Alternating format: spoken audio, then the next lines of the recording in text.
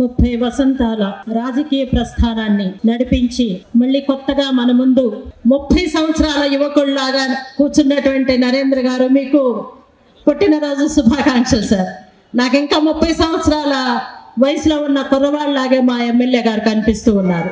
ఎందుకంటే సార్ పుట్టింది ధూళిపాల వీరయ్య చౌదరి అనే వీరుడు కడుపున కాబట్టి ఆ లక్షణాలు పుణికి పుచ్చుకొని బ్రహ్మాండమైన ఒక సుదీర్ఘ ప్రయాణం 30 సంవత్సరాలు జరపటమే కాకుండా, ఒక నాయకుడు ఒక పార్టీలో ఉన్నారంటే కొంతమంది శత్రువులు ఉంటారు, కానీ ధూళిపాల నరేంద్ర గారు అజాత శత్రువుగా ఉన్నటువంటి సుదీర్ఘమైన రాజకీయ చరిత్ర కలిగిన నాయకుడిగా నేను చెప్పదలుచుకున్నాను మనస్ఫూర్తిగా.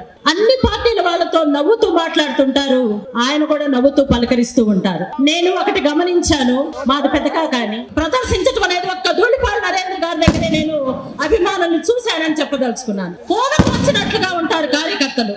అంటే ఏ క్షణాన వెళ్ళినా, అర్ధరాత్రులు అపరాత్రులు వెళ్లి తలుపు కొట్టిన అతి సామాన్యమైన కార్యకర్త నుంచి పెద్ద నాయకుల దాకా వెళ్ళిన అదే స్మైల్, అదే రకంగా రిసీవ్ చేసుకోవడం, వెంటనే పని ప్రారంభించడం, పరిష్కారం చేయడం అనేది ధూళిపాల నరేంద్ర గారికి వెన్నతో పెట్టిన విద్యగా వచ్చిందని నేను తెలియజేసుకుంటా ఉన్నాను. నేను ప్రత్యక్ష సాక్షిని. ఎవరు వెళ్ళినా కూడా చాలా సున్నిత స్వభావంతో, చక్కటి భాషతో, మర్యాదగా, ప్రేమతో పలకరించడం అనేది నేను ధూళిపాల నరేంద్ర గారితో, మా ఎమ్మెల్యే గారిలో నేను చూశాను.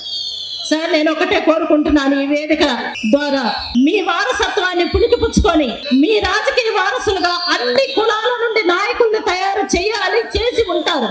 అన్ని కులాలలో, అన్ని మతాలలో మీ వారసత్వాన్ని తీసుకొని నాయకులుగా తయారైన వాళ్ళు ఇక్కడ చాలా మంది ఉన్నారని నేను నమ్ముతా ఉన్నాను సార్. కాబట్టి ఒక నాయకుడు ఎంత సంపాదించారో, లేకపోతే ఎన్ని సంవత్సరాలు ఉన్నారనేది లెక్క కాదు. ఒక నాయకుడు ద్వారా ఎంత మంది నాయకత్వాలు తయారైన, ఎంతమంది నాయకులు బయటకు వచ్చారనేది లెక్క వేసుకుంటే మా నియోజకవర్గంలో ఊరు వాడవాడ బ్రహ్మాండంగా పనిచేసే అనేక మంది నాయకులు మా నియోజకవర్గంలో ఉన్నారని చెప్పడానికి నేను గర్వపడతా ఉన్నాను.